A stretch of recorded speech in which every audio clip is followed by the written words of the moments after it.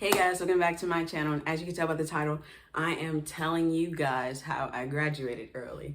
Now this video has kind of been a long time coming. I feel like there's an echo in here, so I'm sorry about that. Yeah, I have graduated this year, November 2022, and so I will be starting my freshman year of college this January. And so I know I've been getting some questions about my process and how I did it. So I'm just making a whole video out of it.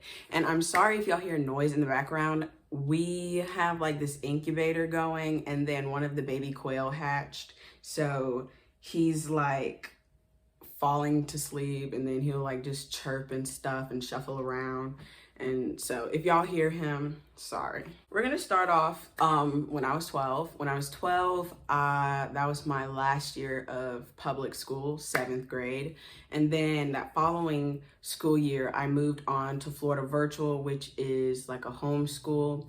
And I chose the flex option. That way I don't have to do the 6 to 8 hours of school. I can just log on, do my work at my own pace, and as long as it's submitted by the end of the week, I'm good. So that's what I chose. And my mom, she went to the school district place and I guess was informing them and getting the work done to put me to where I can be homeschooled, and I won't have to do any standardized testing that you have to do in public school. We did that. Then I did Florida Virtual for 4 years. And then after I finished my 11th grade work, I was I don't want to follow through with 12th grade. It's a waste of time. And it honestly was, and I'm glad I didn't follow through, because going through this process, me and my mom learned that the work I did for 10th grade and 11th grade didn't even count at all in the school system or whatever. Somehow I got withdrew. It's unofficial work that I did. I did it basically for no reason. I mean, it was for a reason because I needed to learn those things, but at the same time, it doesn't count towards anything. So the advisor was just she might as well go ahead and get her GED. She took me straight out of the school county or whatever, the district county or whatever. And I had to attend this meeting, and the meeting wasn't long at all. It was over Microsoft something, Microsoft Zoom or whatever. And so it was just a little short meeting to basically it was a part of my process of withdrawing, and then I had to do some paperwork. It wasn't that much to do, honestly. And then after we submitted that, we had to let it process a little bit. I got officially taken out. And then we signed me up on GED.com. Then we also had to make an appointment for placement testing at the community college I'm going to. And so I had to do a placement testing to see where I lie on the scale, to see if I need to take any preparation classes before the official GED test. And I passed all of them except my math one. And my math one, I didn't even fail entirely. I just needed to brush up on a few things. So I think I only lost by a little bit of points. And so as I was taking my math GED classes, which was just in person twice a week, and then we could do online work to help us practice. I didn't really do online work like that, honestly, but I did do my practice sheets that my teacher would give us. And so as I was taking that class, I went ahead and took my official GED test for the other one, which there's 4 tests. There's math, social studies, science, and language arts. In order to take the official test though, you have to do the practice test on GED.com. And so you have to pay $6 to $7 for the practice test on GED.com. And if you fail those tests, I think you're just gonna have to pay again. Luckily, I didn't fail any of my practice tests. And so after the practice test, then I got to schedule whether I want to do my official test online or in person. And we just chose to do in person because it's just extra steps you have to take online so they know you're not cheating and whatever.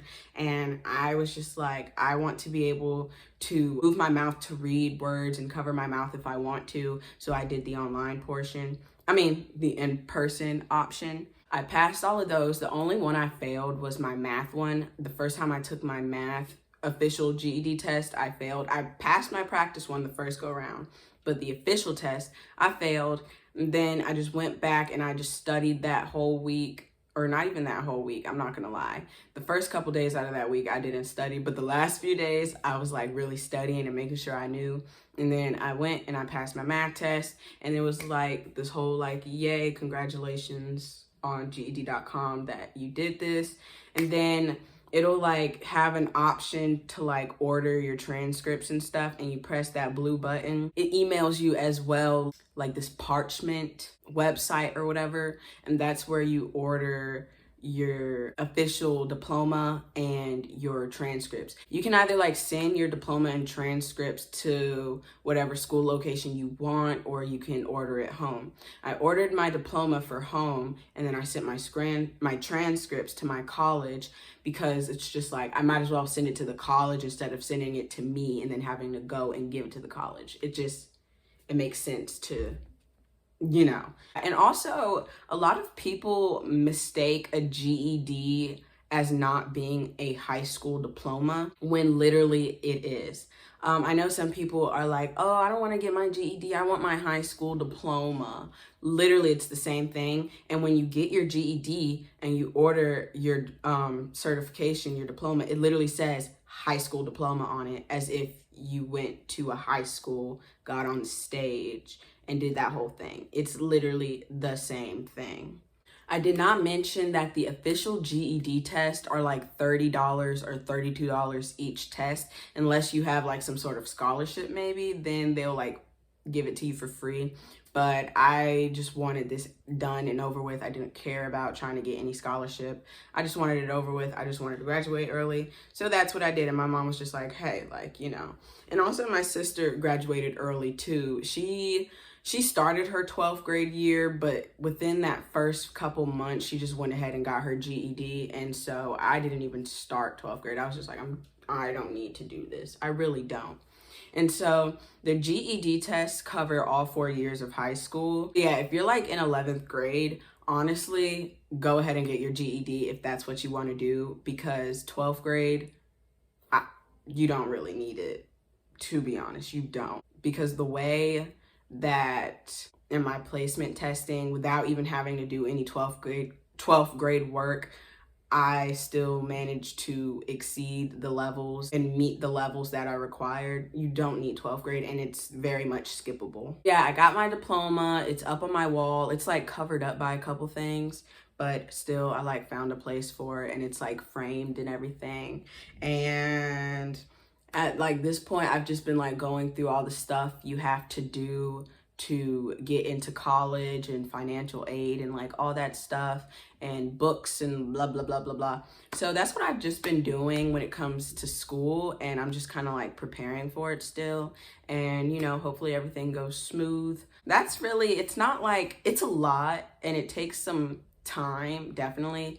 You're not just going to be able to like get your GED like that. Like, there's multiple sessions, you have to go through multiple things, but it can get done, and you have to be willing. And like for the separate tests, so like for the placement testing, it like tests you on 3 things, I believe, if I remember correctly. The placement testing tests you on your like just reading fundamentals, like if you can read properly, and then it tests you on language arts and math. And so I know some people would think like, wouldn't reading fundamentals enter into language arts? I thought the same thing, but the reading is just to make sure like you have good reading comprehension and you're not a complete dummy. And also within that reading comprehension, it covers like social studies and science. So if you pass that, you're good. And then the official test, I personally decided to do 1 appointment at a time for the test, because the tests are like an hour to 2 hours long. And so if you were to schedule your test back to back, like that's draining, because at the end of each test, I would just be like, okay, I'm kind of ready to go right now. Like if I had to take another test after this, I would go crazy. So I definitely suggest to take your social studies, your science, your reading, your language arts and your math all separately. I scheduled them all on Mondays, a week apart from each other, and that worked for me. And then I did my math last because, as I mentioned before, I was in a GED preparation math class. I was in that, and so I decided to do math last. That way I could soak up everything I could before I had to take it. Also had a question about like me studying. And so just to make it clear, I did not study for my test except for math. So the reading, the language arts, the science, I did not study for any of those tests. I just prayed about it. then went in and took them and I passed. And for my math test, that's the only one I studied for. So just to make that clear. But yeah, that's really it. That's all I have to say. That's all the information I can really give you guys. I feel like I broke it down for y'all pretty well, I think. I hope I did. That's really all there is to it. Nothing more, nothing less. So I really hope you guys were able to get some good information out of this video, and maybe this can help you if you're trying to graduate early. Yeah, thanks for watching, and I'll see you in the next one.